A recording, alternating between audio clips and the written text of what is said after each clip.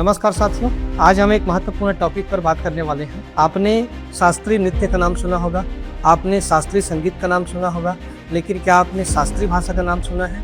बिल्कुल सही सुन रहे हैं, मैं शास्त्रीय भाषा की ही बात कर रहा हूँ। भारत सरकार संस्कृति मंत्रालय के द्वारा अब तक कुल 11 भारतीय भाषाओं को शास्त्रीय भाषा घोषित किया गया है।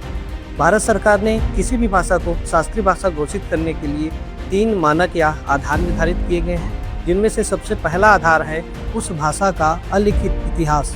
उस भाषा का अलिखित इतिहास 1500 ईसा पूर्व से लेकर 2000 ईसा पूर्व का होना चाहिए। दूसरा, उस भाषा का साहित्य भंडार समृद्ध होना चाहिए। और तीसरा, उस भाषा का ही साहित्य होना चाहिए, किसी अन्य भाषा से अनुदित या अनुवाद किया हुआ नहीं होना चाहिए।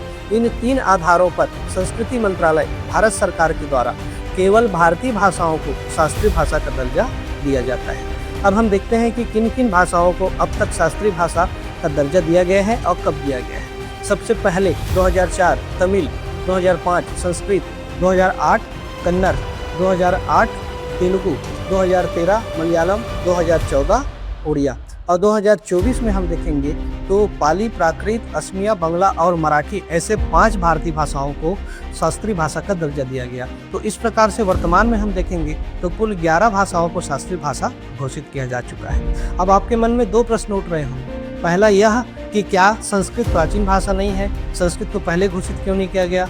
और दूसरा प्रश्न ये उठ रहा होगा कि हिंदी को शास्त्रीय भाषा क्यों घोषित नहीं किया गया? तो पहला का आंसर यह है कि कुछ भाषाविदों के द्वारा और इतिहासकारों के द्वारा यह माना जाता है कि संस्कृत से भी प्राचीन भाषा तमिल रही है और इसीलिए भारत सरकार ने उसे सबसे पहले 2004 में शास्त्रीय भाषा घोषित किया गया है। दूसरा क्वेश्चन का आंसर यह है कि हिंदी का विकास 1000 ईस्वी से प्रारंभ हुआ है।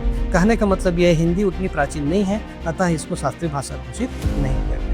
अब आप ये सोच रहे होंगे कि भाई शास्त्रीय भाषा घोषित करने का उद्देश्य क्या है? तो भारत सरकार का कहना यह है कि इन भाषाओं को जिनको शास्त्रीय भाषा का दर्जा दिया गया है, इनको हम और विकसित करना चाह रहे हैं। इनमें होने वाली साहित्यिक रचनाएं, लेखक और उनके जो कवि हैं उनको हम और प्रमोट करना चाह रहे हैं, ताकि इनमें अनेक प्रकार के राष्ट्रीय अंतर्राष्ट्रीय पुरस्कार दिए जा सके। इसीलिए 11 भारतीय भाषाओं को शास्त्रीय भाषा घोषित किया गया है। नमस्कार, धन्यवाद।